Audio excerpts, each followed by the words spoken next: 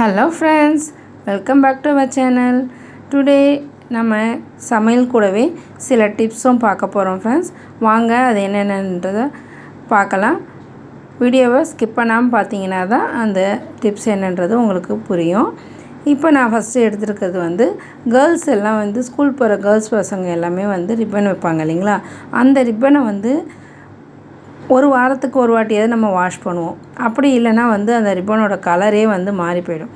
அதுவும் இல்லாமல் அதை நம்ம சுங்கு வச்சு கட்டிட்டு போகும்போது அந்த ரிப்பன் அப்படியே சுருங்கி போயிடும். அப்போது அந்த குழந்தைங்கக்கிட்டேயே நம்ம இந்த மாதிரி கொஞ்சமாக சோப் போட்டு இல்லைனா டெட்டால் போட்டு கையில் போட்டு அந்த 2 ரிப்பனையும் கையாலேயே கசக்கும் போது அதில் இருக்க அழுக்கெல்லாம் நல்லா போயிடும்.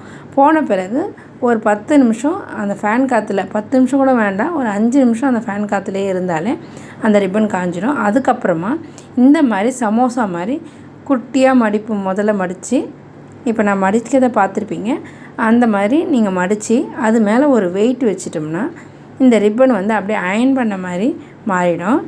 இந்த டிப்ஸு பார்த்திங்கன்னா ஸ்கூல் போகிற பசங்க எல்லாருக்குமே இந்த டிப்ஸ் யூஸ் ஆகும் ஃப்ரெண்ட்ஸ். இந்த மாதிரி செய்யும்போது பிள்ளைங்களுக்கும் ஒரு இடமா வைக்கிறதுக்கு தெரியும். அதே சமயம் அந்த ரிப்பனும் நீட்டாக அயர்ன் பண்ண மாதிரி அழகாகவும் இருக்கும். அப்படி நம்மளுக்கு வெயிட் வைக்க தெரியலனாலும் நம்ம படுக்கிற தலைக்காணி கீழேயோ இல்லைனா பெட்டிங் கீழேயோ வச்சிட்டோம்னா கூட இந்த ரிப்பன் பத்திரமா இருக்கும் ஃப்ரெண்ட்ஸ். இந்த மாதிரி நம்ம மேலே ஒரு வெயிட்டான பொருளை எடுத்து வைக்கலாம். இல்லைன்னா நம்ம தலைக்காணி கீழே கூட நம்ம அந்த பொருளை ரிப்பனை வச்சோம்னா பத்திரமா இருக்கும். அடுத்து நம்ம ஸ்கூல் வச்சுன்னு போகிறதுக்கும் ஈஸியாக நல்லாவும் இருக்கும். இப்போ நம்ம அடுத்ததாக பார்க்க போகிறது வெண்டைக்காயில் பச்சடி செய்ய போகிறோம். வாங்க எப்படி செய்யலான்றதை பார்க்கலாம். இதுக்கு 1/4 டீஸ்பூன் கடுகு, 1/2 டீஸ்பூன் ஜீரகம் போட்டு தாளிச்சிப்போம். அந்த எண்ணெயிலேயே காரத்துக்கு தகுந்த போல் ஒரு 3 மிளகா எடுத்துக்கிட்டேன். உங்களுக்கு வேணும்னா இன்னும் 2 மிளகா கூட ஆட் பண்ணிக்கோங்க காரத்துக்கு ஏற்ற மாதிரி. கூடவே 2 டீஸ்பூன் கடலைப்பருப்பும் 1 டீஸ்பூன் உளுத்தம்பருப்பும் போட்டு அதையும் நல்லா ப்ரௌனிஷாக வர அளவுக்கு வறுத்துக்கிறேன். கூடவே ஒரு வெங்காயம் கட் பண்ணி வச்சுருந்தேன். அந்த வெங்காயத்தையும் அது கூடவே ஆட் பண்ணி வதக்கிக்கிறேன். 2 பல் பூண்டு வாசனைக்காக சேர்த்துக்கிட்டேன். கூடவே நான் குட்டி குட்டியாக கட் பண்ணி வச்சுருந்தேன் இந்த வெண்டைக்காவையும் இது கூட சேர்த்துக்கிறேன். வெண்டைக்காவை நம்ம சமைக்கிறதுக்கு முன்னாடி ஒரு 10 நிமிஷத்துக்கு முன்னாடியே வெண்டைக்காவை அரிஞ்சு வச்சிட்டோம்னா அதில் இருக்க அந்த குழகுழப்பு தன்மையெல்லாம் காற்றுல போயிடும். அதுக்கப்புறமா நம்ம வதக்கினோம்னா அந்த அளவுக்கு குழகுழப்பு தன்மை இருக்காது ஃப்ரெண்ட்ஸ். இப்போ நான் இதுக்கு தேவையான அளவு 3 டீஸ்பூன் அளவு துருவன தேங்காவை இது கூடவே ஆட் பண்ணி நல்லா ஃப்ரை பண்ணிக்கிறேன்.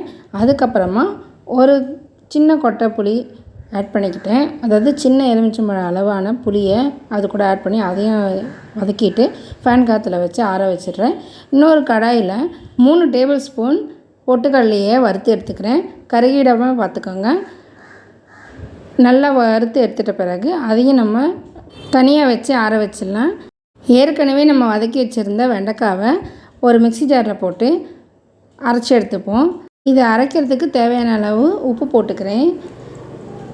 இப்போ இதை அரைச்சி எடுத்துகிட்டு வந்த பிறகு பொட்டுக்களையும் தனியாக போட்டு அரைச்சி அதையும் இது கூட மிக்ஸ் பண்ணிக்கிறேன். திரும்பவும் அதே கடாயில் ஒரு 2 டீஸ்பூன் கடலை எண்ணெயை விட்டுக்கிட்டேன். அது கூட கொஞ்சமாக கடுகு உளுத்தம்பருப்பு போட்டு தாளித்து ஜீரகமும் போட்டு தாளிச்சிக்கிட்டேன். ஒரு 5-6 பல் பூண்டை தட்டி போட்டுக்கிட்டேன். இது எல்லாம் நல்லா பொரிஞ்சு வரட்டும்னு சொல்லிவிட்டு தனியாக வெட்டி வச்சுருந்த ஒரு வெங்காயத்தை சிறுவாக அரிஞ்சு வச்சுருந்தேன். அதையும் இது கூட ஆட் பண்ணி நல்லா வதக்கி விட்டுட்டு இதுக்கு ஒரே ஒரு தக்காளியை போட்டு நல்லா மேஷ் பண்ணிக்கிட்டேன். வாசனைக்கு 2 கொத்து கருவேப்பிலையை போட்டு அதையும் அது கூடவே வதக்கிக்கிட்டேன். இப்போ இந்த பச்சடிக்கு தேவையான ஒரு 1/4 டீஸ்பூன் அளவு மஞ்சள்தூள் ஆட் பண்ணிக்கிட்டேன். ஒரே ஒரு தக்காளி இது கூட நல்லா மேஷ் பண்ணி போட்டு அதையும் அது கூட நல்லா வதக்கிட்டு அது கூடவே அந்த பச்சடிக்கு தேவையான அளவு உப்பையும் சேர்த்துக்கிட்டேன். ஏற்கனவே நான் வெண்டைக்காயில் உப்பு போட்டு அதை அரைச்சிருக்கிறதுனால இப்போ கொஞ்சமாகவே சேர்த்துக்கோங்க இந்த வெங்காயம் தக்காளி வதக்கிறதுக்கு. இப்போ இதுக்கு மசாலாவுக்கு பார்த்திங்கன்னா ஒரே ஒரு டீஸ்பூன் குழம்பு மிளகாத்தூள் ஆட் பண்ணிக்கிட்டேன். ஏன்னா அதுலேயே வேறு காரம் இருக்குது. அதனால் ஒரே ஒரு டீஸ்பூன் குழம்பு மிளகாத்தூள் ஆட் பண்ணி கொஞ்சமாக ஒரு 1/2 டம்ளர் தண்ணி ஊற்றி நல்லா கொதிக்கட்டும்னு விட்டேன். கலருக்காக மட்டுமே ஒரு 1/2 டீஸ்பூன் அளவு காஷ்மீர் மிளகாத்தூள் ஆட் பண்ணிக்கிட்டேன். இப்போ இது எல்லாம் நல்லா கொதித்து வந்த பிறகு இதை அரைச்சி வச்சுருக்கோம் இல்லைங்களா, அந்த வெண்டைக்காய் துவையல் மாதிரி அரைச்சி வச்சுருக்கோம் இல்லைங்களா, அதை வந்து இது கூட ஆட் பண்ணி நல்லா வதக்கி விடுங்க. இந்த பச்சடி சைட் டிஷ்ஷாகவும் வச்சுக்கலாம், இல்லைன்னா ரைஸுக்கும் போட்டுட்டு சாப்பிட்லாம். ரொம்ப நல்லாயிருக்கும். மெயின் டிஷ் எல்லாத்துக்கும் ஏற்ற சைட் டிஷ்ஷாகவே இது இருக்கும். வெண்டைக்காய் பிடிக்காதுன்னு சொல்கிற குழந்தைங்களுக்கும் இந்த மாதிரி செஞ்சு கொடுக்கும்போது கண்டிப்பாக சாப்பிடுவாங்க. இப்போ நான் இதில் எடுத்து வச்சுருந்த உடச்சக்கல்ல, அதாவது பொட்டுக்கல்ல பவுடரையும் ஆட் பண்ணி இறக்கிட்டோம்னா வெண்டைக்காய் பச்சடி ரெடி. இப்போ நம்ம அடுத்ததாக ஒரு டிப்ஸு தான் பார்க்க போகிறோம். இப்போ விசேஷ நாட்களில் வாழைப்பழம் வாங்கிட்டு வருவோம். கொஞ்சம் விலை ஜாஸ்தியாக இருக்கும் விசேஷ நாட்களில்.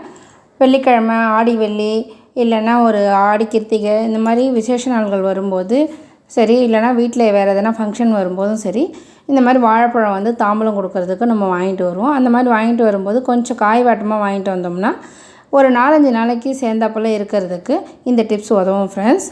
இதுக்கு நம்ம எடுத்துக்க போகிறது ஒரு பாலித்தீன் கவர் தான். இந்த மைக்கா கவரை நாம் ஒரு பக்கம் மட்டும் கட் பண்ணிவிட்டு அந்த மேலே இருக்கிற காம்பு பகுதி மேலே வச்சு சுற்ற போகிறோம். அப்படி சுற்றலாம், இல்லைன்னா பழங்களுக்கு நடுவில் உள்ளே விட்ட மாதிரி ஒரு பக்கம் மட்டும் கட் பண்ணி பழங்களுக்கு நடுவில் உள்ளே விட்ட மாதிரி வெட்டி எடுத்து முடிச்சு போட்டோம் ஒரு கயிறை கட்டி மேலே தொங்க விடலாம், இல்லைன்னா ரப்பர் பேண்ட் வேணாலும் நீங்கள் போட்டுக்கலாம். இந்த மாதிரி நீங்கள் செய்யும்போது வாழைப்பழம் வந்து ஒரு 4 நாளைக்காவது அதே ஃப்ரெஷ்ஷோடு வாங்கிட்டு வந்தப்போ எப்படி இருந்துச்சோ அதே மாதிரி ஃப்ரெஷ்ஷாகவே இருக்கும். இந்த வாழைப்பழத்தை வந்து நம்ம ஃப்ரிட்ஜில் வேறு எங்கேயோலாம் வச்சு ஸ்டோர் பண்ண முடியாது. உங்கள் வீட்டில் எலி தொல்லை அது மாதிரி எதனா இருக்குது அப்படின்னா இதில் ஒரு கயிறு கட்டியும் எங்கேயாவது ஒரு ஆணியில் தொங்க விட்டுட்டோம்னா கூட அப்படியே இருக்கும். இந்த டிப்ஸ் வந்து உங்களுக்கு ரொம்ப பிடிச்சிருக்கோன்னு நினைக்கிறேன். பிடிச்சிருந்தா ஒரு லைக் போட்டு சேனலை சப்ஸ்கிரைப் பண்ணி சப்போர்ட் பண்ணுங்கள் ஃப்ரெண்ட்ஸ். இந்த மாதிரி ஒரு கயிறு எடுத்து, அதாவது ஒரு நூல், கனமான நூல் எடுத்து கூட நம்ம கட்டிட்டு தொங்க விட்டுடலாம். இந்த மாதிரி செய்யும்போது நம்மளுக்கு வாழைப்பழம் ஒரு வாரத்துக்கு நல்லாவே இருக்கும். இப்போ அடுத்ததாக வாஷிங் மிஷினில் இந்த ஒரு மூட்டையை போட்டால் ரொம்ப அழகாக க்ளீனாக வாஷ் பண்ணி கொடுத்துருது ஃப்ரெண்ட்ஸ். இந்த மாதிரி வாஷிங் பவுடர் போடும்போது இந்த மாதிரி அப்படி அப்படியே அங்கங்கே படிஞ்சு போகுது, அதனால் வந்து மிஷினும் டேமேஜ் ஆகும். அதுக்கு நம்ம இந்த மூட்டைக்குள்ளே என்ன சேர்க்கலான்றதை பார்க்கலாம் வாங்க. இப்போ ஒரு சாக்ஸ் எடுத்துக்கிட்டேன். அந்த சாக்ஸுக்குள்ளே எலுமிச்சம்பழ தோல் 1-2 சாறு புழிஞ்சிட்டு மீதி இருக்கிற தோலை காயாமல் இருக்கும் இல்லைங்களா, அந்த தோலை அதுக்குள்ளே போட்டுங்க. உங்களுக்கு தேவையான அளவு வாஷிங் பவுட்ரு போட்டு அந்த சாக்ஸை நல்லா ஒரு முடிச்சு போட்டுருங்க. அந்த முடிச்சை வாஷிங் மிஷினுக்குள்ளே போட்டுட்டிங்கன்னா வாஷிங் மிஷினில் துணி வாஷ் பண்ணும்போது இந்த முடிச்சில் இருக்கிற பவுட்ரு கொஞ்சம் கொஞ்சமாக கரைஞ்சி டிடர்ஜென்ட் பவுட்ருலேருந்து வரக்கூடிய அந்த மண் மாதிரி துகள் மாதிரி இருக்கும் இல்லைங்களா, அந்த மாதிரி துகள்கள் வந்து பிளாக் கலர் ட்ரெஸ்ஸு, கலர் ட்ரெஸ்லாம் வந்து பார்த்திங்கன்னா போய் படிஞ்சிடும். இது வந்து வாஷிங் பவுட்ரு யூஸ் பண்ணும்போதெல்லாம் எனக்கு இந்த மாதிரி பிரச்சனை ஏற்பட்டுகிட்டே இருந்துச்சு. அப்போ தான் ஒரு ஃப்ரெண்டு சொன்னாங்க இந்த மாதிரி பண்ணுங்க அப்படின்னு சொல்லிட்டு. குறிப்பாக வாஷிங் மிஷினில் வாஷ் பண்ணும்போது கலர் ட்ரெஸ்ஸு, அதே மாதிரி பசங்களோட யூனிஃபார்மு, பிளாக் கலரில் இருக்க பேண்ட்டு, இதெல்லாம் வந்து அழுக்கு அப்படியே பதிஞ்சிருக்கும். இப்போ வாஷ் பண்ண ஆரம்பிக்குது. வாஷ் பண்ணி முடிஞ்ச பிறகு பார்க்கலாம் ஃப்ரெண்ட்ஸ். நம்ம வாஷிங் மிஷினில் துணி வாஷ் பண்ணி முடிஞ்சிடுச்சு ஃப்ரெண்ட்ஸ். இப்போ எடுத்து காமிக்கிறேன் பாருங்கள். எதுலேயுமே அந்த வெள்ளை கலரில் படிகிறதோ இல்லை ஒரு டஸ்ட்டோ எதுவுமே இல்லை ஃப்ரெண்ட்ஸ். ரொம்ப நல்லா இருந்துச்சு. அவங்க சொன்ன இந்த டிப்ஸ் எனக்கு ரொம்ப பிடிச்சிருந்துச்சு ஃப்ரெண்ட்ஸ். உங்களுக்கும் இதில் எந்தெந்த டிப்ஸ் பிடிச்சிருந்துச்சுன்னு சொல்லிவிட்டு கமெண்ட்ஸில் சொல்லுங்கள் ஃப்ரெண்ட்ஸ். இந்த வீடியோ பிடிச்சிருந்தால் ஒரு லைக் போடுங்க. மறக்காமல் உங்கள் ஃபேமிலி மெம்பர்ஸ் எல்லாேருக்கும் யூஸ் ஆகும்னா ஷேர் பண்ணி விடுங்க. மறக்காமல் சப்ஸ்கிரைப் பண்ணிவிட்டு பக்கத்தில் இருக்க பெல் ஆப்ஷனில் ஆல் கொடுத்துக்கோங்க ஃப்ரெண்ட்ஸ். அப்போ தான் நாங்கள் போடுற எல்லா வீடியோஸும் நோட்டிஃபிகேஷனில் வரும். பாய்.